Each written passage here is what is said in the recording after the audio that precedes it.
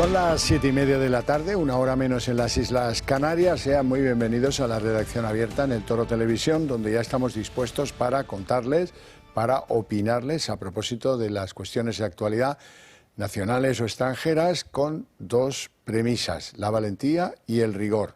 Aquí van a escuchar opiniones libres para ayudarles a confirmar las suyas o a descartarlas si es que no les gustan. Pero todo eso dentro de un ambiente general de libertad, lo que no pasa en muchas otras canales de televisión que parecen la voz de su amo. Empezamos en el entorno internacional porque, miren, siempre hay dos maneras de ver esto.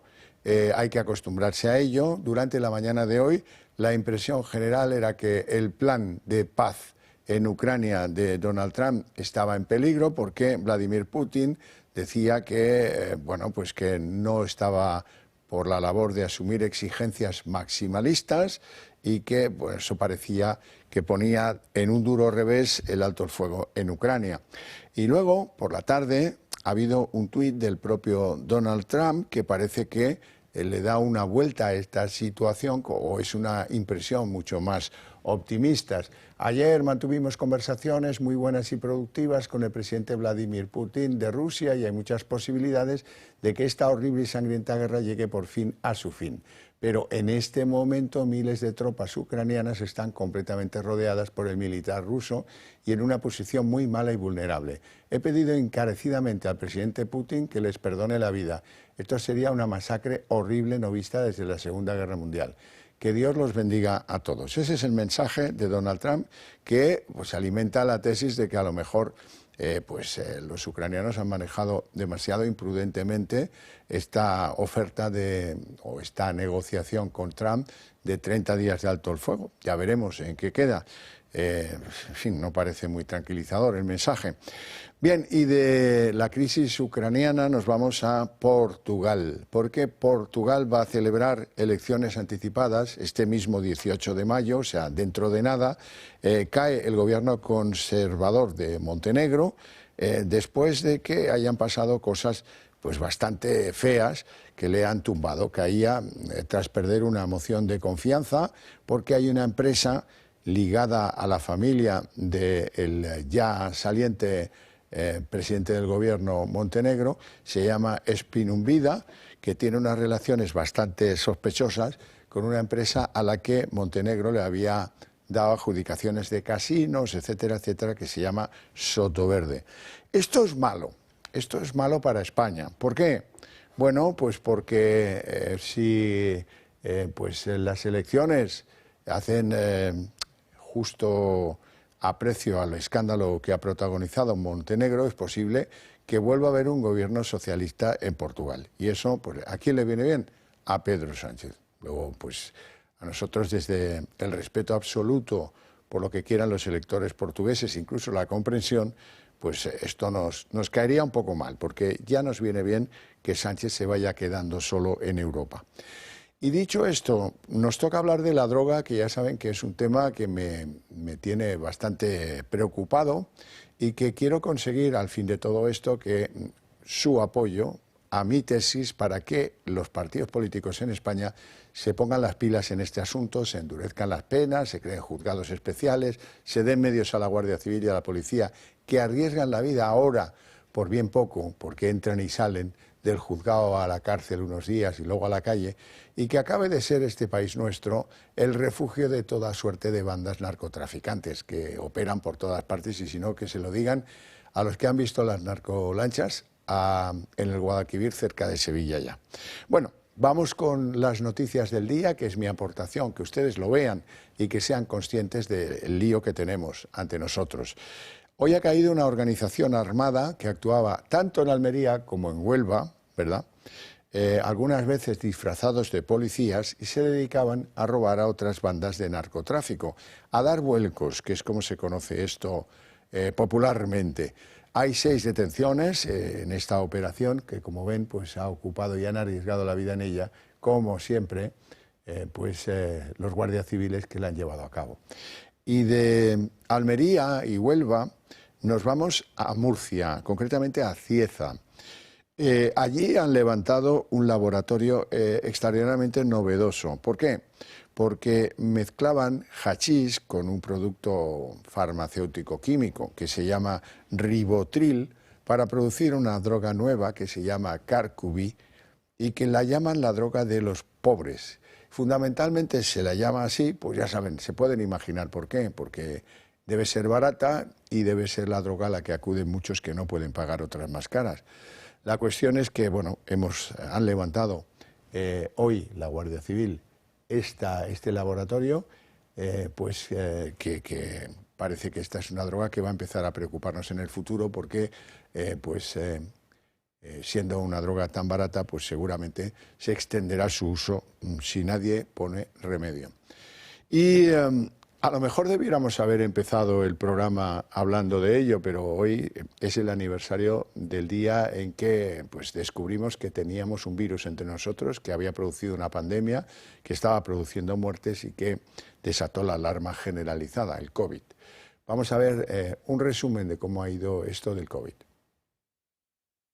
Se cumplen 5 años del inicio oficial de la pandemia en España con la declaración del estado de alarma y todavía el Gobierno no ha hecho autocrítica ni ha asumido responsabilidades. Recordemos aquellos años. Primero, el Ejecutivo ocultó la contagiosidad y peligrosidad del virus desde el principio. En ese contexto tuvo lugar la famosa declaración de Fernando Simón. Que España no va a tener, como mucho, más allá de algún caso diagnosticado. Fueron unos pocos más. 13,5 millones de casos confirmados de COVID-19 en España. El número de fallecidos, cuyas muertes fueron atribuidas al virus, es 120.000. A pesar de esta gestión, el Gobierno hace poca autocrítica. Yo creo que lo que se hizo con la información disponible en aquel momento era correcto. Luego están las medidas para hacer frente a la pandemia, como el acopio de material sanitario, una oportunidad que fue aprovechada por la trama Koldo para hacerse de oro con los contratos públicos. Otras medidas, como el confinamiento, resultaron en la vulneración de derechos y libertades fundamentales de los ciudadanos de forma ilegal. El Ejecutivo utilizó la figura del estado de alarma en 2 ocasiones para confinar a la población. Ambos estados de alarma fueron declarados inconstitucionales por el Tribunal Constitucional. Ninguna responsabilidad ni consecuencia por este encierro ilegal más allá de la devolución de multas. Así, el Gobierno encerró a los españoles que se contagiaron, murieron y se arruinaron. El Ejecutivo paralizó toda la actividad económica. De tal forma, el PIB se hundió un 10,9% y nos costó 3 años volver al nivel prepandémico. Más de 100.000 negocios desaparecieron para no volver entre 2020 y 2021. Negocios que no recibieron ningún tipo de compensación pese a que el confinamiento que les arruinó fue inconstitucional. El colofón fue la vacunación, ya que nos informó a los ciudadanos de los posibles efectos adversos y se les incitó a vacunarse ante la amenaza de quedar excluidos socialmente. A toro pasado, Sanidad reconoció 84.000 efectos adversos, 14.000 de ellos graves y 500 muertes por la inoculación, aunque afirmó que el que se vacunó lo hizo voluntariamente. Nadie asume responsabilidades por la desastrosa gestión de la pandemia. Bueno, y la resaca de la pandemia está azotando las relaciones entre la Comunidad de Madrid y el gobierno de Pedro Sánchez. Ayuso está siendo sometida a un acoso por la izquierda en la Asamblea de Madrid y hoy ha tomado una serie de decisiones que son bastante sorprendentes y que vienen casi a poner a las puertas de la ruptura las relaciones de la Comunidad de Madrid con el gobierno de Sánchez. ¿Hasta aquí hemos llegado? El Partido Popular de Madrid rompe relaciones con el delegado del Gobierno por sus acusaciones a la comunidad. A partir de ahora, el contacto entre ambos se limitará a niveles técnicos para aquellas cuestiones que tengan que ver con seguridad. Así de claro lo han dejado los populares en una carta remitida por Alfonso Serrano a Francisco Martín. Para los de Feijóo es lamentable el uso político que hace la izquierda con la cifra de los fallecidos en las residencias. Es inaceptable que se haya llegado a este punto. Una decisión que llega después de que el socialista escribiera en sus redes sociales que la Comunidad de Madrid abocó a 7.291 ancianos a lo que llama una muerte cruel e indigna. Pero los datos no casan porque, según los populares, no fueron 7.291 como predica la izquierda, sino 4.100. Durante estos años, evidentemente, no se ha tratado de enzarzarnos con esa guerra de cifras, porque nos parecía lamentable el uso político y torticero que hacía la izquierda al respecto. Llega un momento en que se dice hasta aquí. Las cifras en este momento oficiales, que no es que tenga la Comunidad de Madrid, que tienen ustedes, el Instituto Nacional de Estadística, que es un organismo que depende del Gobierno de España, igual que Televisión Española, dice exactamente lo que dice. Para el PP no todo vale en política. Por ello, además de romper relaciones, también se van a querellar contra Reyes Maroto por hablar de asesinatos al referirse a las personas fallecidas en las residencias durante la pandemia. Y sí, fueron 7.291 las víctimas o las, digamos, personas mayores asesinadas en estas residencias. No podemos permitir que el sanchismo y Reyes Maroto sigan haciendo de la política madrileña un auténtico lodazal. Sin embargo, parece que Reyes Maroto se lo ha pensado mejor y en las últimas horas ha reculado. Dice que no fueron las palabras adecuadas y que su intención no fue acusar a nadie de asesinato. Mientras tanto, Ayuso defiende la gestión de su comunidad con uñas y dientes. Solo parece que ha fallecido gente en Madrid, no les importan los fallecidos en otras comunidades autónomas. Me parece todo de una inhumanidad. Creo que lo de echarse muertos es lo peor que se puede hacer, porque si yo me responsabilizo o a mí se me responsabiliza de una cifra que se han inventado, ¿por qué entonces Pedro Sánchez no se responsabiliza de las suyas que pueden estar entre... Es que ni lo saben ni siquiera, de 120 a 130.000. Bueno, y aprovecho este momento para recordarles que si quieren que esas ideas que compartimos ustedes y nosotros prosperen y alcancen al total de la población española, la mejor idea que pueden tener es ayudarnos a fortalecernos, ayudarnos, apoyarnos en todo momento, y una forma muy sencilla de hacerlo es incorporándose al Club de Amigos del Toro Televisión. Es muy fácil hacerlo, basta con que llamen al teléfono que aparece en pantalla, 91 616 2464, o que contacten con las redes sociales del club y en 5 minutos el tema queda resuelto. Ahora nos vamos a publicidad y a la vuelta abriremos nuestra mesa de análisis político.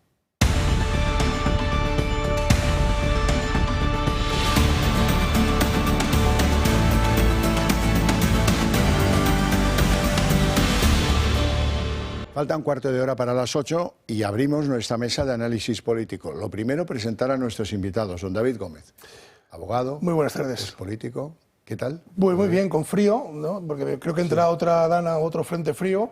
O sea, que no salimos de uno cuando lo metemos en otro. O sea, pero los de Ávila estamos curados de espanto, como los jamones. Eso es verdad, pero no hay problema en eso. Yo creo que nos engañan y que es el mismo. Yo creo que también.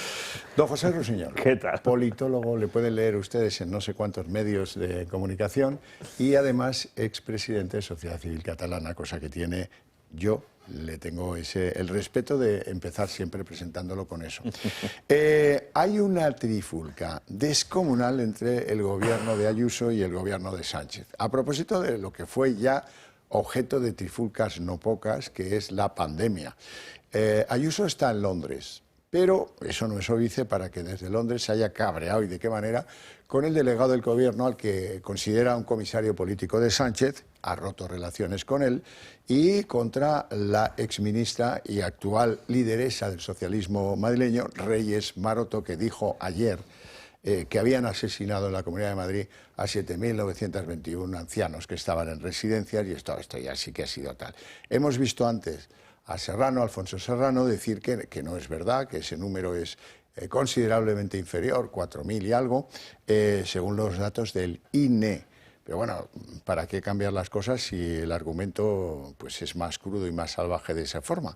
Ayuso pues, anunciaba lo que van a ver ahora. El nuevo delegado viene directamente desde la Moncloa como comisario. Ya han pasado unos límites que son inasumibles. Nos ha acusado de asesinos. Eso significa que ha habido geriatras y que ha habido sanitarios que en las residencias han asesinado. Porque nosotros no hemos podido ir uno a uno, luego hemos tenido que tener colaboración de sanitarios, de personas que dieron su vida y se expusieron en los momentos más difíciles de la pandemia para salvar a las personas mayores de las residencias. Bueno, a mí el argumento no me convence, no me gusta nada utilizar ese argumento. A ese toro hay que entrarle por derecho, no involucrar a los sanitarios ni a los que trabajan en las residencias, que bastante prueba de fe hicieron en su momento. Pero es verdad que yo entiendo que ya está bien de aguantar mentiras, ya está bien de aguantar que te llamen asesino. Y cuando eso de asesinos no lo dijo un socialista, sino que lo dicen varios y a la vez, pues es evidente que se trata de una ofensiva organizada, hay que llamarles asesinos. Lo hizo Francisco Martín Aguirre, el delegado del Gobierno, y lo hizo, aún es más grave, Reyes Maroto, que fue ministra de este país. Lo que toca a Reyes Maroto, pues la comunidad hizo saber que acudirían a los tribunales contra esa consideración de asesinos de esos ancianos que lamentablemente fallecieron. Y bueno, no sé qué acabarán haciendo, porque Reyes Maroto, como hemos visto antes también, parece que ha dado un paso atrás, que no quería decir, que ella no tal, pero es que no fue ella sola la que lo dijo. O sea, que el valor de la palabra asesinos o el uso de ese tomahawk contra pues, un adversario político, sobre la base de estar comentando algo tan terrible como la muerte de 4.000 o de 7.000, que me da igual, ancianos en residencias, pues es bastante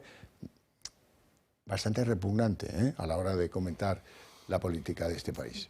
Cuando uno tiene ningún argumento que usar en contra de un gobierno, en este caso del de la Comunidad de Madrid, pues usamos el ventilador, usamos la porquería y sobre todo algo que le encanta a la izquierda de este país, que son los muertos. Es decir, no sé cómo lo hacen, pero siempre lo sacan a relucir, ¿no? Entonces, como algo de arma arrojadiza, cosa que no tiene ningún sentido, porque aquí echarse las culpas de lo que pasó unos a otros, oiga, perdone, es que usted, gobierno central, tomó el mando de estas cuestiones, entonces, de las residencias, en fin, tomó el mando de todo. Con lo cual... Iglesias se llamaba. Iglesias tomó el mando de estas cuestiones. Entonces, claro, si usamos la analogía, también se lo podríamos llamar al otro, ¿no?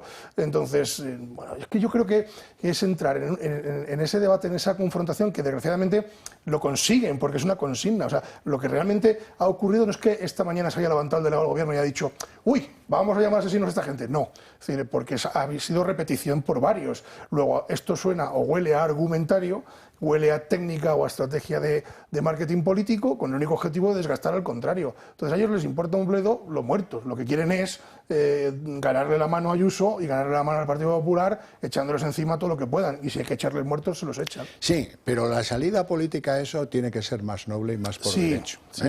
Y uno tiene que decir, ¿cómo dicen ustedes que murieron 120.000? Pues no murieron 120.000, que es el dato oficial, no murieron 120.000. Murieron más de 150 y tantos mil, como poco. Eso según cálculos de Lancet. Os vale Lancet, como Lancet es una revista inglesa que es el no va más de lo científico, lo médico y lo sensato y lo serio.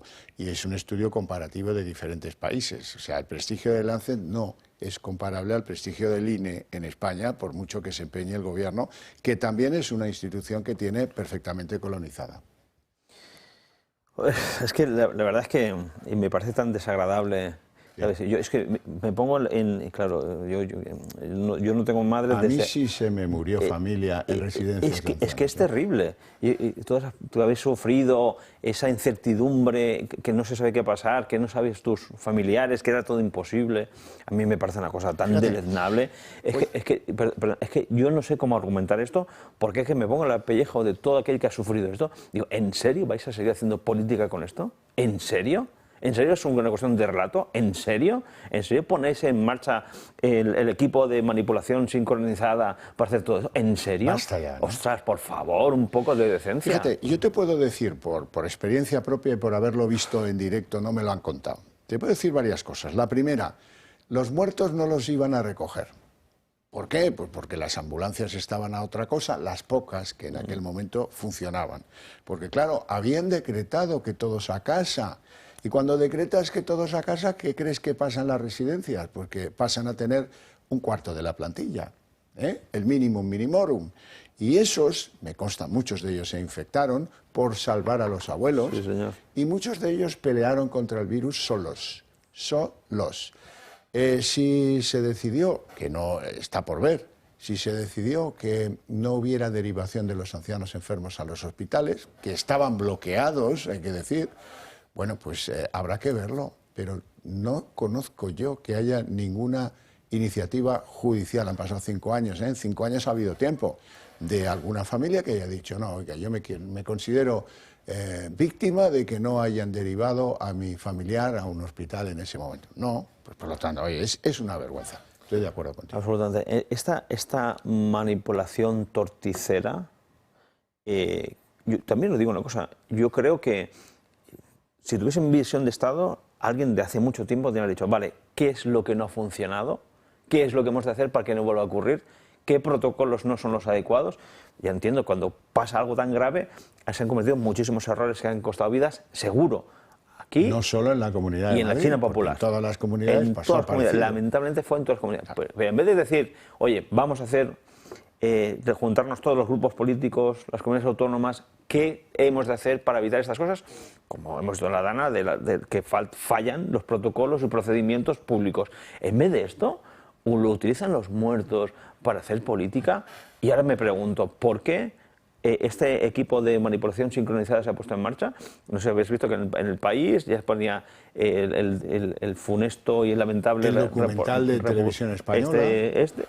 No, un documental que se ha hecho con crowdfunding neutral. Es mentira. Y tú, si no solo miras los medios de comunicación del régimen, sino ves las redes sociales que estamos mirando, hay una sincronización para conseguir utilizar los muertos y la rabia de las personas de familias que han fallecido para conseguir un objetivo político. Esto es intolerable, sea el PSOE o sea cualquier otro, porque me parece una cosa asquerosa, por eso que lo digo de esta manera. Entonces, señores del Partido Popular, vamos a poner las cosas como no vamos a manipular nosotros. ¿Quieren que hagamos un encuentro para crear una serie de protocolos y procedimientos para que no vaya a ocurrir? Vale, pero es únicamente esto. O si quieren, que vayamos a los juzgados y vamos a ver qué dicen los jueces. Sí, no sé si mantendrá lo dicho la Comunidad de Madrid, irá contra Reyes Maroto, pero debería hacerlo. Debería hacerlo porque la semántica es muy importante. Acusar de asesinar es una declaración tan fuerte como que por mucho que recule la señora Maroto, se merece estar fuera de la política. Eso lo primero, dimitir inmediatamente si dijo eso, porque eso no puede decirlo. No puede decirlo, y espero que la lleven a los tribunales y que apeche con lo dicho. Y tiene la boquita larga, pues oye, chico, esto no puede quedar así. Yo creo que no. El problema es que estamos acostumbrados a que todo vale. Entonces, como estamos acostumbrados a que todo vale, pues como yo soy político y estoy en la tribuna, pues puedo decir lo que me dé la gana, ¿no? Usted tiene un plus de responsabilidad porque está hablando desde una tribuna pública y le sigue la gente. Luego usted no puede decir lo que le venga en gana. Pero yo creo que no lo piensa ella. Es decir, se lo hacen decir. Es decir, se lo hacen decir desde mi punto de vista. ¿Por qué? Pues porque la situación política nacional así lo requiere. Es decir, oye, nos están ganando por la mano, vamos a empezar a airear, ¿no? Otros encerraban folclóricas, otros hacían... O sea, siempre ha ocurrido algo de esto. Lo que pasa que usar a los muertos como arma política es cuanto menos... bochornoso, horrible, en fin, mezquino, cualquier adjetivo valdría, porque lo que no puede ser es que siempre estén utilizando a los muertos. Pero no digo de esto, sino de todo en general. Es decir, oiga, pues desgraciadamente ya sabemos lo que ocurrió en España y todo el mundo puso su hombro a ponerse en marcha, ¿no? Algunos se quedaron en el camino, desgraciadamente, y otros muchos sacaron adelante residencias, centros de salud, millones de sitios donde la gente pudo trabajar, no porque el gobierno central hiciera nada, sino porque los propios sanitarios... Mira, hace poco hablaba yo con un médico, el Gregorio Marañón, y me decía... Es que íbamos con bolsas de basura. Y eso no es que el gobierno central nos diera equipos, no, es que nosotros nos tuvimos que buscar la vida. Entonces, funcionó porque la gente hizo que funcionase. Sí, porque al final la sociedad civil y el pueblo español es mucho más valiente y eficaz de lo que parece. Y cuando hablamos de residencias, me acordaba ahora la residencia en Valencia, donde veías a los trabajadores cargando a plomo y a pulso a todos los ancianos para subir a la segundo o tercer piso porque estaba inundándose la residencia. Y fueron ellos, no esperaron a nadie. No, claro que no. Entonces, lamentablemente de todo esto, habría que preguntarse cuál es el objetivo político de esta manipulación tan burda y tan lamentable. ¿Para qué lo hacen? La respuesta del para qué creo que es importante. ¿Lo hacen para divertir el foco de los presuntos casos de corrupción? Obviamente. ¿O es un objetivo electoral? ¿Para qué hacen esto? Habría que preguntárselo, porque estos no dan puntadas sin hilo. Sí, pero la respuesta tiene que ser contundente. Reyes Maroto tiene que dimitir. Así estamos de acuerdo. Por cierto, otro ejemplo de a donde te lleva a tener la boquita larga, pues Está convocada para un acto de conciliación al que probablemente no acuda, no está obligada, María Jesús Montero. El proponente o el denunciante o el querellante es Alberto González Amador, el pareja de Ayuso. Esto está previsto para el 24 de abril y recordaréis perfectamente las declaraciones, aquellas en las que la señora Montero salió y dijo, no hombre, es que vais a ver informaciones en los próximos días que alimentan la idea de que Alberto González Amador es un delincuente fiscal. Bueno, pues aquello no llegó y Alberto González Amador le reclama 40.000 euros a esta señora, que, bueno, pues imagino que no irá porque es la tradición de otros políticos que han hecho lo mismo, luego no ir al acto de conciliación, pero bueno, ahí queda la cosa en marcha en los tribunales y espero que haya condenas. Los políticos tienen que ser ejemplares, no pueden hacer, en este caso, una vicepresidenta del gobierno, María Jesús Montero, hombre, sí que es una sobrada espectacular. Es una sobrada, yo me temo que no irá, porque no tiene obligación de ir, también es dicho, es un acto de conciliación. Es un acto de conciliación que es, conforme a ley, preceptivo, previo a una querella, que me imagino que es lo que ocurrirá a continuación, la querella. Entonces, si no se hace ese acto de conciliación, pues el procedimiento como que no se pone en marcha. Pero vamos, si ella no tiene nada que ocultar, pues que dé la cara y vaya, ¿no? Es decir, como todos los ciudadanos, ¿eh? Es decir, todos los ciudadanos que quieren, que les piden colaboración con la justicia, deben de ir, ¿no? Pues que menos que un político cumpla con su deber constitucional y acuda cuando le llama un juez, ¿no? Una vicepresidenta del gobierno no puede anunciar al público en general que parece que tenía informaciones según las cuales quedaba muy claro una conducta delictiva que no estaba clara. Y por lo tanto, pues oye, mira, esto es como cuando tocas 2 veces el balón y al chutar un penalti, pues van y te lo anulan. Y quejarte no puedes, ¿no? Es que la cuestión es que no puede ser que un cargo público que representa a todos los españoles señale con el dedo desde la tribuna pública a un ciudadano privado. Y presuntamente con información que no debe tener.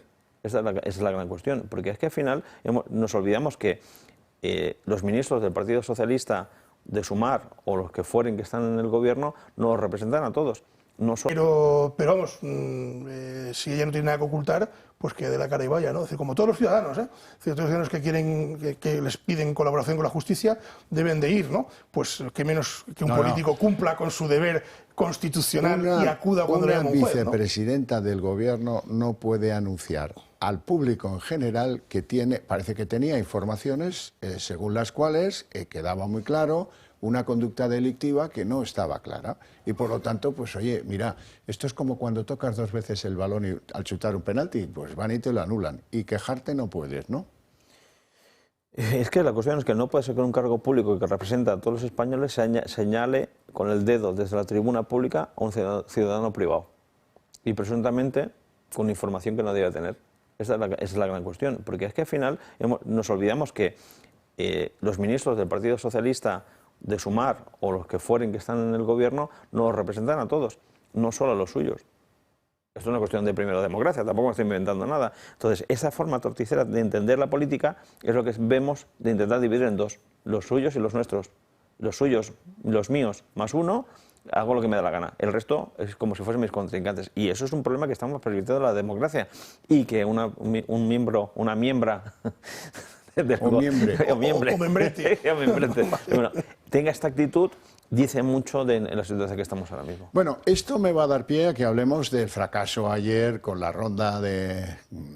Bueno, yo no sé ni cómo llamarlas porque ni les contó Sánchez el qué, ni el cómo, ni el cuánto, ni el cuándo. Pues entonces ya no sé qué les contó. Nada, humo. Lo único que sí quedó claro ayer, después de la reunión, a propósito del gasto militar, dejémonos de chorradas, esto no es gasto en seguridad, es gasto militar lo que reclama Europa, y bien que hace, y así tiene que ser entendido por la ciudadanía. Y Sánchez nos está mareando con eufemismos para que parezca que no es lo que es, el tirilerismo de muevo los vasos, ¿dónde está el garbanzo? Ahora paso el IFAS, que es la seguridad social de los militares, pero claro, porque no. Esto hay que abordarlo con más seriedad. Hoy estaba Margarita Robles, la ministra de Defensa, no de Seguridad, sino de Defensa, ha tenido una reunión con su homólogo ucraniano en la que ha afirmado que Estados Unidos les vuelve a apoyar al gobierno de Kiev. Vamos a escucharla. Y me ha transmitido también que en este momento cuentan con el apoyo y que las relaciones con Estados Unidos, los posibles baches que haya podido haber están superadas y que en este momento están apoyando al proceso de paz y que están apoyando a Ucrania. Y sobre todo diciendo que la pelota está en el tejado de Rusia y que la responsabilidad en este momento es de Rusia. Siempre la responsabilidad ha sido de Rusia, pero en este momento ellos han hecho una propuesta apoyada por Estados Unidos y están un poco a la espera de lo que diga Rusia. José. Pues no sé, ¿a qué proceso de paz se refiere esta señora? Porque, primera noticia, no hay ningún proceso de paz abierto. De alto el fuego. Hay una propuesta de alto el fuego, pero proceso no aceptada. No aceptada por una de las partes más importantes a este respecto. Y y también que diga que Estados Unidos está ayudando. Cuando estuvo en Riad sí, después no, ahora sí, después no. Con lo cual el apoyo de Estados Unidos a Ucrania es algo muy circunstancial, con lo que esto no lo veo. Y a mí me gustaría ver a la ministra de Defensa dar su opinión sobre cuál es el futuro de nuestros ejércitos. Porque a mí me preocupa que con toda esta locura que tenemos de Ucrania y Rusia, que por supuesto hay que hacer cosas para que llegue la paz a esos territorios, pero nuestra defensa no está hacia el este, está hacia el sur. Yo espero cuando ven las compras ahora centralizadas de Europa, oiga, que a lo mejor los activos que me voy a comprar no me sirven para mis propios intereses nacionales. Porque hemos de empezar a entender que estamos viendo un resurgir de la nación, que es lo que estamos viendo. Entonces, nuestros intereses nacionales no tienen por qué ser coincidentes con los que tienen en Bruselas o los que tienen los letones. Yo no digo hay que hacer un paraguas defensivo europeo, pero ojito, que el paraguas defensivo también puede servir. Imaginemos que hay debe servir una guerra híbrida que ponga en cuestión nuestras dos ciudades en África. Que ya la hay. Entonces, ya ha estado declarada con asaltos a la valla. Claro, y entonces, si ocurre algo de un poco de mayor intensidad, la OTAN, que ya no existe, como de facto ya no existe, ¿quién vendrá a ayudarnos? Y si no viene ningún paraguas, ¿qué hacemos? Si no tenemos nuestra proyección o capacidad de disuasión suficientemente bien establecida con nuestros propios intereses nacionales. Esto también habrá que preguntárselo, ¿no? Pues yo no veo a Pedro Sánchez, vamos a defender la soberanía de todo el territorio nacional, vamos a colaborar con nuestros socios, vale, pero primero vamos a defender nuestra soberanía nacional, incluyendo nuestras ciudades del norte de África y Canarias. Hemos pasado de gasto en defensa, gasto militar, a gasto en seguridad y luego gasto en vigilantes de seguridad, por si acaso, con el debido de los respetos. Es decir, ¿por qué siempre nos cuesta hablar tanto del ejército? Es decir, no entiendo el motivo. Es decir, cuando España tradicionalmente, desde los albores de su fundación, hemos sido punteros en materia militar, ¿no? Entonces, mira, no entiendo en mi por qué opinión, existe ese... Eso se fastidió en tiempos de Franco con la Marcha Verde. Sí. Y a partir de ahí nadie quiso saber en la democracia, nadie quiso saber nada de tener una disuasión propia ante posibilidades y tal. Hemos practicado otro tipo de cosas diplomáticas, el rey, mi primo, el rey de Marruecos, todas esas cosas que ya hemos visto.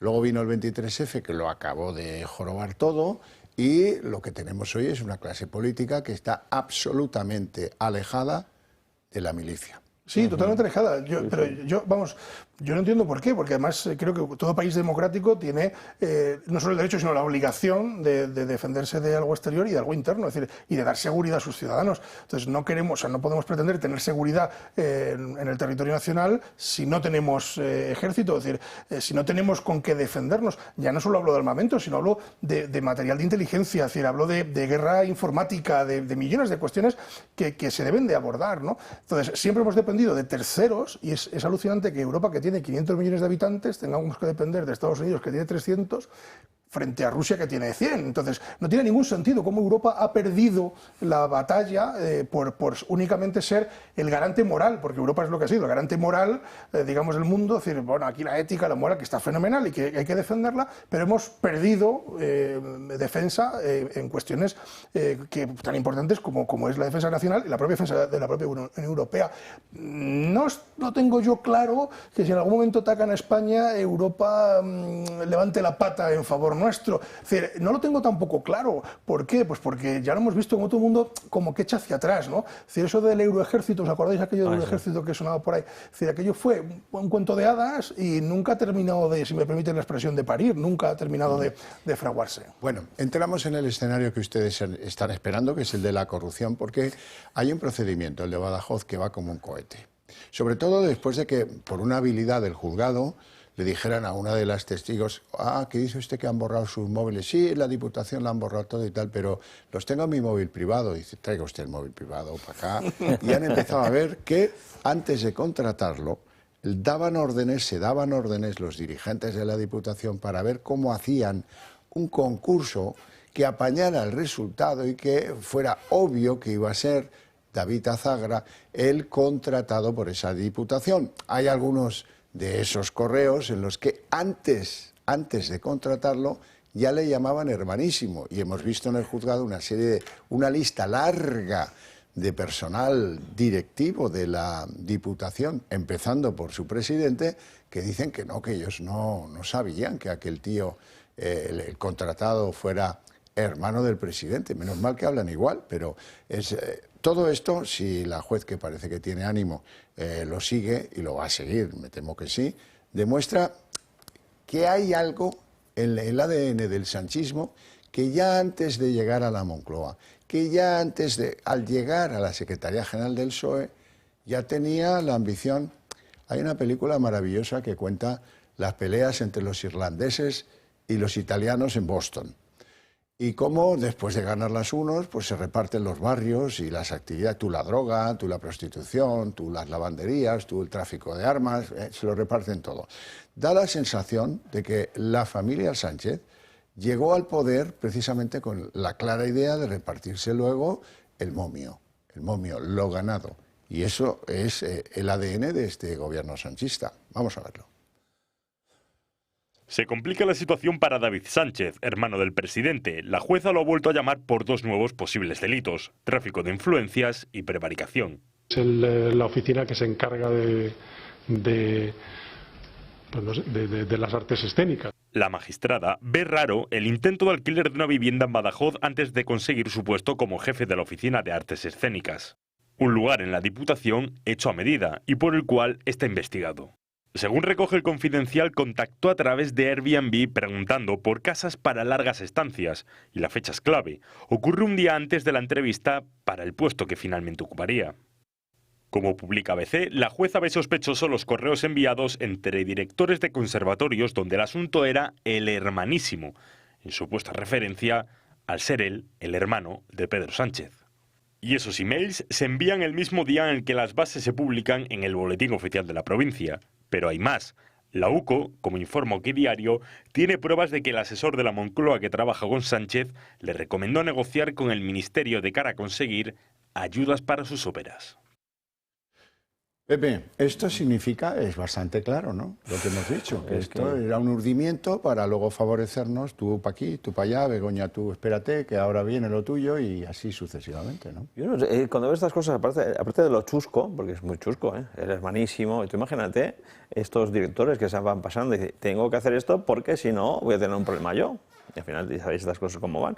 El hermanísimo, y es todo muy chusco. Pero cuando escucho esto, me recuerda, hay un dicho que dice que si anda como un pato, habla como un pato y se parece a un pato, no lo dudes, es un pato. Porque llega un momento y dice, ostras, no nos tomemos el pelo, después judicialmente pues se demostrará lo que se tiene que demostrar, pero oiga, que esto huele que alimenta también, vamos, llega un momento, no se puede utilizar lo público de esta manera.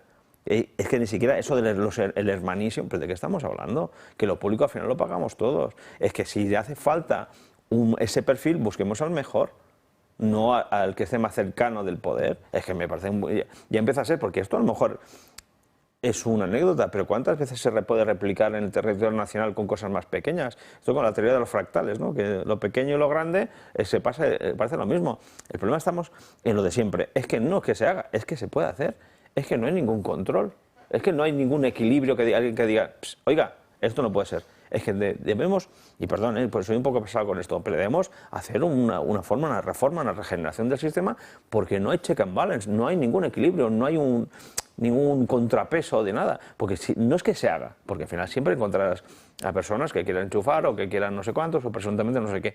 Pero oiga, que hay que ponerlo difícil, y aquí no se pone nada difícil. ¿Os acordáis del disco duro de Bárcenas? ¿No? El borrado, el pitos, flauta en la que se montó, que en el PSOE... Oye, pues es que aquí borra todo el mundo las cosas. Sí, sí. Es decir, al final dices, oye, han desaparecido, qué curioso, hombre, han desaparecido los correos que ponen hermanísimo, y además que encima no se cortan, ¿eh? En el titulillo ponen concepto hermanísimo. Entonces, no, claro, oiga, porque era el choteo, claro, hombre, oiga, un choteo, claro. Vamos, esto luego saldrá como salga, ¿no? Pero que vamos, que cuando hay algo de esto, diríamos en Castilla, huele a puchero enfermo. Pero ¿sabes lo que, está clarísimo, vamos. ¿sabes lo que me parece que sería importante? Que procesaran a algún tío de la administración por falso testimonio, cosa que no se hace nunca. No, es complicado. Es complicado. Pues ya viene siendo hora. Ah, que usted dice que no sabía, que se enteró ayer, que nunca lo encontró y que además no tenía ni idea de que este hombre, que se llama igual que Pedro Sánchez, de apellidos, quiero decir, se llama David de nombre, como saben, pues oye, pues venga usted para acá, que usted ha dicho que no sabía, ¿no? Venga, hermanísimo, a ver, cuénteme lo del hermanísimo. Y para adelante. Porque si no, no regeneraremos y nada. Tampoco hace falta ni cárcel ni nada por el estilo. No sé si te acordarás cuando los hechos de Cataluña del 17, cuando se aprobaron las leyes de desanexión en septiembre, el Tribunal Constitucional a los miembros de la mesa del Parlamento catalán les dijo: por cada día que ustedes no anulen esas leyes, 10.000 euros de multa. No sé si recordáis de esto. Vamos, hubieron algunos de mesa del Parlamento que enviaron por fax, por burofax, en mano y hasta con un PoliExpress. Hasta aquí. Hasta aquí. Bueno, voy con dos asuntos graves. El primero, hay una señora que ha sido nombrada jefa de seguridad en Telefónica. Y esa señora, que es una policía, bueno, pues resulta que esto es un premio, porque fue la que asesoró a Álvaro García Ortiz, el fiscal general del Estado, para borrar su teléfono. Resulta que Rodríguez Zapatero es el autor de la maniobra para que fuera colocada en la multinacional, que es el premio, en Telefónica, porque ha hecho esta labor, por cierto, bastante chapucera, de borrarle los mensajes a Álvaro García Ortiz. No hay color entre ser policía y jefe de seguridad de Telefónica, no hay color, seguramente los ceros que le acompañen tampoco, ¿no? Entonces, yo no sé si existe o ha existido algún caso similar o parecido de que un funcionario público ocupe un cargo de ese calibre en una administración, y no cualquier funcionario, es decir, alguien que ha estado, digamos, muy cerca del tufillo político. La verdad que es que ya no se cortan, o sea, ya no solo es los políticos que entran y salen de los consejos de administración, sino las puertas giratorias que conocemos, sino también los amigotes, los que rodean a los amigotes y aquellos que haya posibilidad de pagarles un favor, ¿no? ¿Eres de los míos? Pues no entonces, te preocupes, que yo te arreglo la vida. Pues curiosamente a mí, bueno, no sé muy bien por qué, pero me han hablado bien de esta persona en su oficio de policía, ¿sabes? De ciberdelincuencia, de ciberseguridad. Sí, sí, sí. No, entonces, que alguien asesore para hacer esto y asesore tan mal, hostia, perdón. En manos de quién estamos, sí, ¿no? ¿sabes? No lo veo, pero a mí, por razones que no vienen al caso, me ha dicho, esta persona, esta chica, esta mujer, vamos, dice, en su puesto de trabajo, en su desarrollo policial, no es una mala profesional. Entonces digo, y tampoco sé qué hace en Telefónica, pero oye, es lo que me han dicho a mí. Jefa de seguridad, eso es lo que va a hacer. Bueno, pues ahora vamos a una perla que espero que dé mucho de sí en la tertulia. Muface. ¿Qué es Muface? La compañía que se encarga de la seguridad social de los funcionarios, por lo tanto, es 100% pública. Y esta compañía pues tiene, no sé por qué motivo, pero tiene unas propiedades inmobiliarias. Unas propiedades inmobiliarias que decidió poner en alquiler en manos de la familia de Begoña Gómez. Y ahí había, en los bajos, en la primera planta, digamos, una sauna gay. Cuando esto lo manejaba el padre de Begoña, que ya falleció, y luego lo ha manejado un tío de Begoña. Y unos pisos que estaban sometidos a un alquiler de risa. Un ático en Gran Vía, 120 metros cuadrados, 800 euros de alquiler. ¿Cómo? Sí, sí. Por ser vos quien sois, imagino. En fin, varias plantas del edificio están en manos de la familia del presidente Sánchez, o sea, de Begoña Gómez, que es su mujer. Bien, les obligaron a reformar o a hacer una sauna.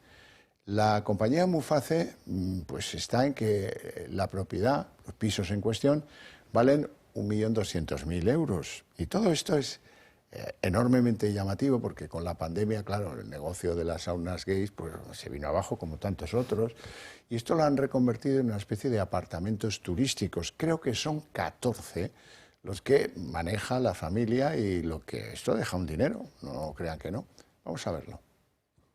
3 pisos de propiedad pública tasados en 1,2 millones de euros. Hablamos de los 3 inmuebles que la empresa pública Muface tiene alquilados a precio de ganga a la familia de la esposa del presidente del gobierno. Los 3 pisos se encuentran en el mismo bloque. Son un ático en el 6º, el primer piso y un bajo en el que se ubicaba una de las famosas saunas gays propiedad del padre de Begoña Gómez. Según el diario The Objective, en un contrato con una aseguradora que realizó la empresa Muface en 2022, aparece la tasación de estos 3 inmuebles alquilados a precios irrisorios a la familia de Begoña Gómez. 700 metros cuadrados de propiedad pública en el corazón de Madrid, tasados en 1,2 millones de euros. A día de hoy, con el fallecimiento del padre de Begoña, es Enrique Francisco, su tío, el titular de este triple alquiler. La renta que paga por el ático de 139 metros cuadrados, con una terraza que rodea todo el edificio, no llega a 850 euros. Una ganga que nada tiene que ver con los precios del mercado. De hecho, no existen inmuebles de esas dimensiones a ese precio en la zona. El ático alquilado a Muface se convirtió de 2015 a 2022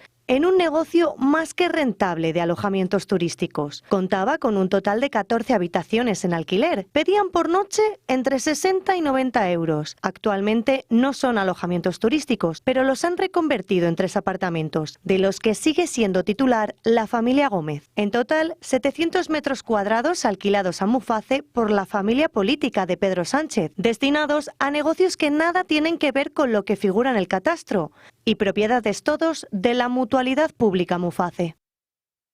David. Bueno, yo me quedo sorprendidísimo porque uno de los espíritus que tienen las mutualidades, ¿no? Yo estoy en la mutualidad de la abogacía, que es algo parecido, similar, ¿no? La mutualidad médica, es poner en rentabilidad los activos que tiene para cubrir las pensiones de la gente que estamos en las mutuas, ¿no? Eso es una cosa que no tiene, en fin, no tiene mayor vuelta. Y de repente vemos cómo no se rentabiliza de ninguna forma esos inmuebles, ¿no? Porque ya me contarán, la rentabilidad es cero, porque pagarán más de comunidad casi que de lo que reciben de alquiler, si me apuras. Entonces, bueno, pues esto habría que mirarlo y sobre todo ver, me sorprende un montón que un alquiler, que tú alquilas un piso, tú luego lo puedas reconvertir y puedas generar allí un negocio. O sea, me encantaría ver el contrato de ese alquiler para ver si efectivamente pueden hacer un uso mercantil de esas instalaciones. Es una nueva modalidad de contrato inmobiliario, el contrato consentido. Pues debe de ser, debe de ser. Pues yo solicitaría dónde me puedo apuntar para ese tipo de alquiler, porque vamos, ese alquiler, ese tamaño en esa zona, sean 4 o 5 veces más de lo que se está pagando. Que me digan dónde hay que apuntarse, porque yo me apunto. 850 euros en Madrid hoy día. En San Bernardo. Te tienes que ir, vamos, al extrarradio, por más o menos por Mongolia Exterior, sí, para encontrar algo parecido. Y ahí estamos. Con lo cual, que alguien nos diga, oiga, señores ciudadanos, tienen a su disposición tantos pisos para intentar esos 850 euros. En fin, bueno, y luego hemos visto algunas otras cositas también muy interesantes, como por ejemplo que han citado a declarar a Jessica Rodríguez, la amiga especial de Ábalos, para el 14 de abril. Lo ha pedido el PP, la comisión del Senado que investiga el caso Koldo, y también va a ir por allí Óscar Puente en segunda ronda. A Óscar Puente es obvio que le van a preguntar por los contratos en Mineco y en Traxa, etcétera, etcétera. Y a Jessica Rodríguez no sé exactamente qué le van a preguntar, pero en fin, está bien que la convoquen, ¿no? Pues sí, está fenomenalmente bien porque, bueno, no sé si hablará o no hablará, porque ahora la gente que va a las comisiones ya no habla nadie, pero sí que es necesario que se convoque a todo el que haya participado en este desaguisado, vaya. Que el PP por fin tenga una posición más proactiva, pues es una buena noticia. Que no siempre espere a ver qué hace el contrario y empiece a activar este tipo de relatos para que visualizar constantemente lo que está pasando, me parece una buena noticia. Diga lo que diga esta señorita, que tiene derecho a decir lo que le venga en gana, vamos. Y hemos sabido, ya por último, aquí lo vamos a dejar, el despacho que intentó negociar con Carmen Pano, la señora que llevó las bolsas con 90.000 pavos a la sede del PSOE, y le dijo, hombre, te daríamos 50.000 si cambias un poco la versión, dejas un margen de duda, en fin, que no apeches con esto de esta manera que has hecho, tal. Pues resulta que ese mismo despacho tuvo que ver con los intentos de Ábalos para, no sé si lo consiguió o no, comprar deuda de Guinea Ecuatorial. Así es que, bueno, pues esto cierra otro círculo. Sí, cierra otro círculo, desde luego, vamos, me parece tremendo. Es que yo creo que a medida, yo me acuerdo cuando empezó este asunto que en esta mesa dijimos, bueno, esto acaba de empezar, nos van a dar muchas tardes de gloria. Y efectivamente, pues a medida que avance el procedimiento, pues seguiremos encontrando millones de cosas. Es que vamos, ¿qué más puede pasar? Ahora Guinea también. ¿Qué es lo siguiente que va a pasar? Nunca un ministro dio para tanto, qué barbaridad. Después de lo de las brasileñas de ayer, yo ya no tengo la canariña en versión femenina para agasajar a los contratistas del Ministerio de Transporte. Bueno, no tenemos tiempo para más, lo dejamos aquí. Eso sí, con mi agradecimiento a estos dos señores por su presencia en el programa y por sus opiniones, y a ustedes por su paciencia y su interés. Pero para ustedes tengo premio a la vuelta de publicidad, el día en 30 minutos.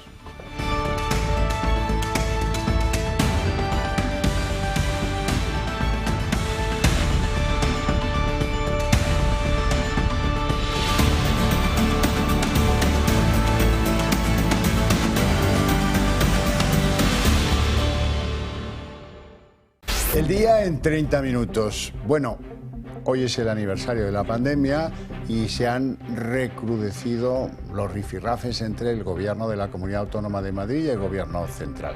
Isabel Díaz Ayuso dice que el delegado del Gobierno en Madrid es un comisario político del Gobierno y la comunidad anuncia que acudirá a los tribunales contra la exministra y lideresa del socialismo madrileño, Reyes Maroto, por afirmar que en Madrid fueron asesinados 7.291 ancianos.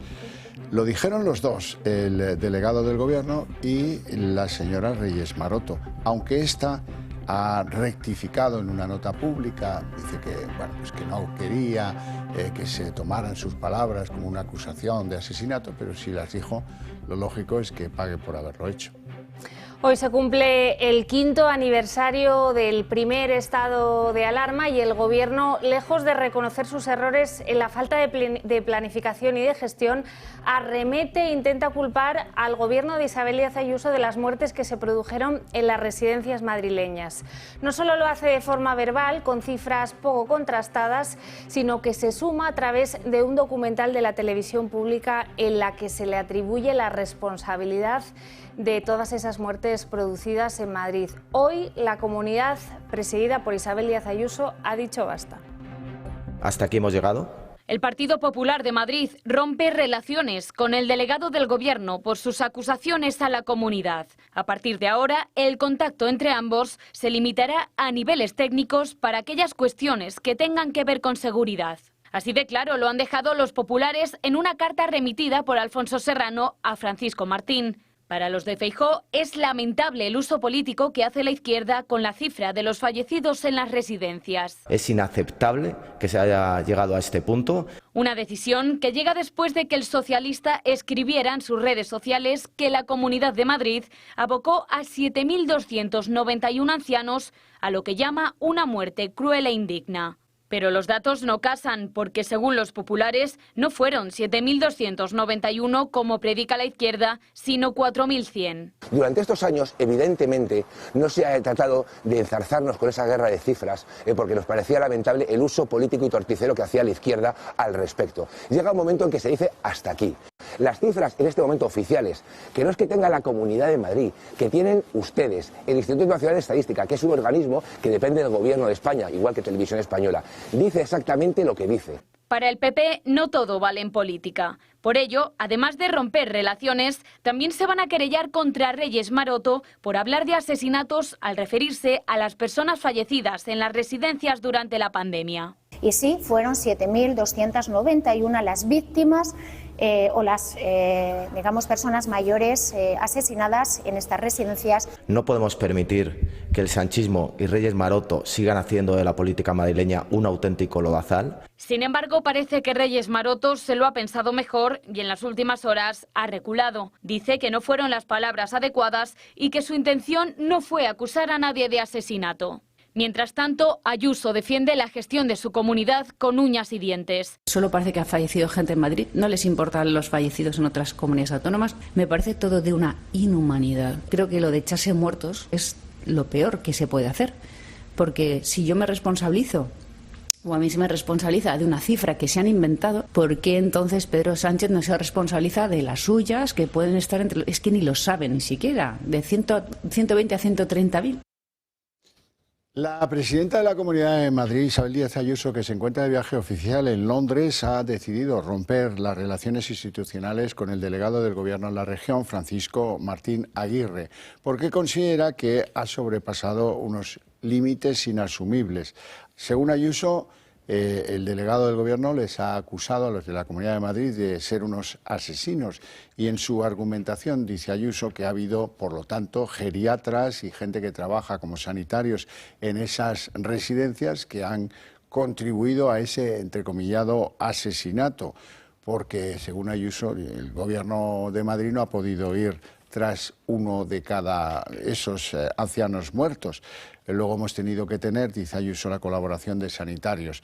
Y hay que reconocer, y lo hace también Ayuso, que muchos de esos sanitarios, muchos de esos geriatras, dieron su vida y se expusieron para salvar a los ancianos en aquellos difíciles momentos de la pandemia. El nuevo delegado viene directamente desde la Moncloa como comisario. Ya han pasado unos límites que son inasumibles. Nos ha acusado de asesinos. Eso significa que ha habido geriatras y que ha habido sanitarios que en las residencias han asesinado. Porque nosotros no hemos podido ir uno a uno, luego hemos tenido que tener colaboración de sanitarios, de personas que dieron su vida y se expusieron en los momentos más difíciles de la pandemia para salvar a las personas mayores de las residencias. Y hoy se cumplen 5 años del inicio de la pandemia, una de las peores crisis recientes de nuestra historia, en la que esos más de 135.000 muertos, hoy sabemos que fueron muchos más, fueron un primer síntoma de la ineptitud de este Gobierno para la gestión. No fue solo la falta de planificación y la mala gestión de esta crisis, sino que en la respuesta posteriormente hemos sabido que hubo mucha gente vinculada al Gobierno de Pedro Sánchez que se lucró con lo peor de esta crisis. Se cumplen 5 años del inicio oficial de la pandemia en España con la declaración del estado de alarma y todavía el Gobierno no ha hecho autocrítica ni ha asumido responsabilidades. Recordemos aquellos años. Primero, el Ejecutivo ocultó la contagiosidad y peligrosidad del virus desde el principio. En ese contexto tuvo lugar la famosa declaración de Fernando Simón. Que España no va a tener, como mucho, más allá de algún caso diagnosticado. Fueron unos pocos más. 13,5 millones de casos confirmados de COVID-19 en España. El número de fallecidos, cuyas muertes fueron atribuidas al virus, es 120.000. A pesar de esta gestión, el Gobierno hace poca autocrítica. Yo creo que lo que se hizo con la información disponible en aquel momento era correcto.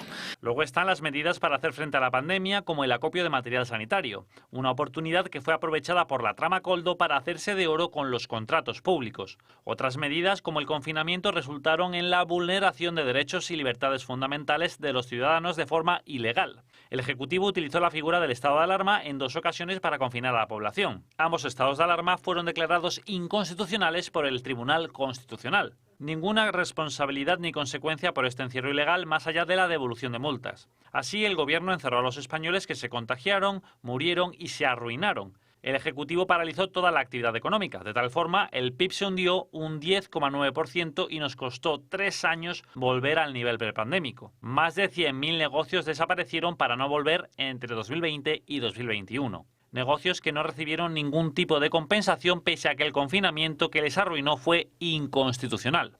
El colofón fue la vacunación, ya que no se informó a los ciudadanos de los posibles efectos adversos y se les incitó a vacunarse ante la amenaza de quedar excluidos socialmente.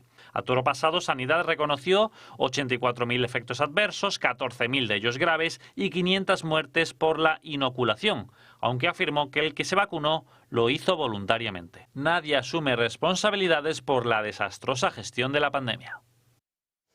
Bueno, y el coronavirus y su gestión no sería en estos momentos el único punto de fricción entre el Gobierno central y la Comunidad de Madrid. Según ha revelado la propia Isabel Díaz Ayuso, Pedro Sánchez quiere prohibir este año la tradicional parada militar que coincide con las celebraciones de la Comunidad de Madrid del 2 de mayo. Según explica el Gobierno regional, se trata de un acto que cada año se produce frente a la Real Casa de Correos posteriormente a la entrega de condecoraciones del 2 de mayo. Ayuso denuncia que se trata no solo de un ataque a su gobierno, sino también a los madrileños que guardan un especial cariño por las Fuerzas Armadas. Dice Isabel Díaz Ayuso que esta sería la primera vez desde el gobierno de Joaquín Leguina que un gobierno de la Comunidad de Madrid no recibe o no celebra ese 2 de mayo con las tradicionales paradas militares.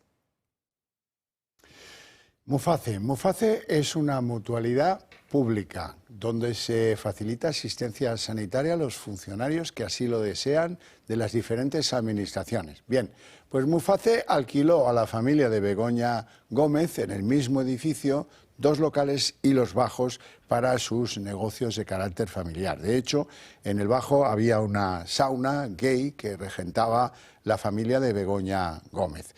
Tras la pandemia, estos pisos se reconvirtieron en viviendas de alquiler dedicadas a apartamentos turísticos. Muface los tasaba en un valor de 1.200.000 euros y, sin embargo, los ponía en alquiler el ático de 120 metros cuadrados con terraza a la cantidad bastante irrisoria por la zona donde se encuentra este edificio de 850 euros. Pisos de propiedad pública tasados en 1,2 millones de euros. Hablamos de los 3 inmuebles que la empresa pública Muface tiene alquilados a precio de ganga a la familia de la esposa del presidente del gobierno. Los 3 pisos se encuentran en el mismo bloque. Son un ático en el 6º, el primer piso y un bajo en el que se ubicaba una de las famosas saunas gays propiedad del padre de Begoña Gómez. Según el diario The Objective, en un contrato con una aseguradora que realizó la empresa Muface en 2022, aparece la tasación de estos 3 inmuebles alquilados a precios irrisorios a la familia de Begoña Gómez. 700 metros cuadrados de propiedad pública en el corazón de Madrid, tasados en 1,2 millones de euros. A día de hoy, con el fallecimiento del padre de Begoña, es Enrique Francisco, su tío, el titular de este triple alquiler. La renta que paga por el ático de 139 metros cuadrados, con una terraza que rodea todo el edificio, no llega a 850 euros, una ganga que nada tiene que ver con los precios del mercado. De hecho, no existen inmuebles de esas dimensiones a ese precio en la zona. El ático alquilado a Muface se convirtió de 2015 a 2022 en un negocio más que rentable de alojamientos turísticos. Contaba con un total de 14 habitaciones en alquiler. Pedían por noche entre 60 y 90 euros. Actualmente no son alojamientos turísticos, pero los han reconvertido en 3 apartamentos, de los que sigue siendo titular la familia Gómez. En total, 700 metros cuadrados alquilados a Muface por la familia política de Pedro Sánchez, destinados a negocios que nada tienen que ver con lo que figura en el catastro, y propiedades todos de la mutualidad pública Muface. Bueno, y el caso del hermano de Pedro Sánchez guarda cada día más paralelismos con el de Begoña Gómez. El hermano de Pedro Sánchez, David Sánchez, también contaba con un alto cargo de Moncloa que hacía como asistente y que, según publican nuevas informaciones de la UCO, le aconsejaba sobre cómo conseguir contratos del Ministerio de Cultura, es decir, del gobierno que presidía su hermano Pedro Sánchez. De hecho, Luis Carrero, al que ayer la juez ha citado a declarar el próximo 25 de abril como imputado, Se ha conocido que fue una pieza clave para que Sánchez firmase un contrato de nada más y nada menos que 6 millones de euros respaldado por el Gobierno de España para extender la ópera a Badajoz. Además de la imputación de Carrero, la juez Beatriz Viedma volvió a citar ayer a declarar al propio David Sánchez después de que se descubriesen correos entre dos altos cargos de conservatorios previos a su contratación en los que se jactaba del enchufismo del Hermanísimo. El caso del Hermanísimo está adquiriendo una trascendencia inesperada. No porque su recorrido en los juzgados hasta sentar en el banquillo a David Azagra o a David Sánchez, junto a sus cooperadores necesarios en el socialismo extremeño, esté en las últimas consecuencias, sino porque pone sobre el tapete una verdadera declaración de intenciones en materia de corrupción que no conocíamos hasta ahora. Resulta que la conspiración para colocar al hermano del presidente en un sitial probablemente inmerecido de la Diputación de Badajoz es anterior a la llegada de Sánchez a la Moncloa. Esto lo demuestran los correos detectados por el juzgado de Badajoz. La cosa no solo pasaba por buscarle una vivienda en la ciudad antes de ganar el concurso, sino para acolchar el concurso de forma que el candidato no pudiera ser otro que, como dicen los correos, el Hermanísimo, antes de darle la plaza. El asunto demuestra la catadura moral del socialismo con Sánchez a la cabeza y que desde el minuto cero todo se hacía para favorecer los intereses de la familia del líder socialista. Facilitar la vida del Hermanísimo fue el trabajo principal de determinados líderes socialistas, de algunos asesores en la Moncloa y de todo un entorno al que le parecía bien trucar las pruebas de acceso, consentir a los más absurdos caprichos laborales de David Azagra y darle barra libre para cobrar dinero público con el mínimo esfuerzo y, por ser vos quien sois, al más puro estilo dictatorial en el partido más votado de la izquierda española.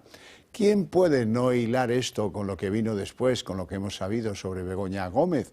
Es evidente que el nepotismo y el aprovecharse de lo público más descarnado estuvo siempre en el ADN del sanchismo. La cadena de favorecimientos familiares pasa además por pisos a precios milagrosos que les facilita a la familia de Begoña precisamente una mutualidad pública. Muface, claro, es la familia de César. Y en la página internacional, Donald Trump cree que ya hay suficientes motivos para que la guerra con Ucrania dé un paso adelante. Es decir, para que se produzca esa tregua que lleva días gestionando con Ucrania. Lo ha dicho en su red social Truth, después de mantener una conversación con su homólogo de Rusia, con Vladimir Putin. Ha calificado estas conversaciones de productivas y de buenas. Dice que hay muchas posibilidades, además de que esta horrible y sangrienta guerra llegue por fin a su fin. Y además Donald Trump asegura que le ha pedido a su homólogo, a Vladimir Putin, que pare ese momento que está teniendo con las tropas ucranianas en la provincia de Kursk. Además, hemos conocido que el G7 estaría presionando a Vladimir Putin con sanciones si no da su visto bueno a esa tregua con Ucrania. Y mientras en España Sánchez sigue sin concretar el plan de rearme, Alemania ha dado hoy un paso clave. Los conservadores de Merz han llegado a un acuerdo con socialdemócratas y verdes para inversiones millonarias en armamento. Berlín eliminará el tope del 1% del Producto Interior Bruto a la deuda en defensa e incluirá en esta partida gastos de protección civil, servicios de inteligencia y ayuda a estados atacados, como es el caso de Ucrania. El pacto también contempla una inversión de 500.000 millones de euros en infraestructuras claves para la recuperación económica del país. Merz afirma que Alemania ha vuelto y que estará preparada para defenderse del enemigo. Y en la página de Economía, el índice de precios de consumo se ha elevado en febrero una décima. Su tasa interanual es del 3%, la cuota más alta de inflación desde el pasado mes de junio. Y esto se explica por el encarecimiento de la electricidad y también porque siguen subiendo los precios de los alimentos. Los datos definitivos han sido publicados hoy por el Instituto Nacional de Estadística y apuntan a que la inflación subyacente es así, se va moderando y cerrando cerró el segundo mes del año en el 2,2%, 2 décimas menos de lo que había sido ese mismo dato en enero, para firmar su nivel más bajo de inflación subyacente desde diciembre del año 2021. Y tras el paso de la borrasca Hanna, Conrad está trayendo con mucha fuerza lluvias en casi todas las comunidades autónomas. Hoy nos llega esta imagen desde Sevilla, donde la borrasca ha traído una inestabilidad total a la capital hispalense, con lluvias y también con granizos, como esos que están viendo en pantalla. En la ciudad, en la capital de Andalucía, la alerta amarilla permanece activada desde primera hora de la mañana y se espera que las lluvias persistan a lo largo del fin de semana. Bueno, ¿y qué me dices del homenaje a Ibáñez? Pues así es, todos aquellos seguidores del dibujante pueden acercarse en la ciudad de Carabanchel para ver este mural del clásico cómic 14 Rue del Percebe. Se trata de un homenaje que la ciudad madrileña ha querido hacerle a este dibujante con motivo de su cumpleaños. A partir de ahora, todos los 15 de marzo serán en Carabanchel el día de Francisco Ibáñez. Pues me alegra mucho porque fue importante en la niñez de buena parte de los ciudadanos de este país. Hasta aquí el día en 30 minutos. Les deseamos una feliz noche a todos, un buen fin de semana. Abríguense porque esto no parece que vaya a cesar. Y todavía tendremos alguna borrasca más. Que pasen buen fin de semana.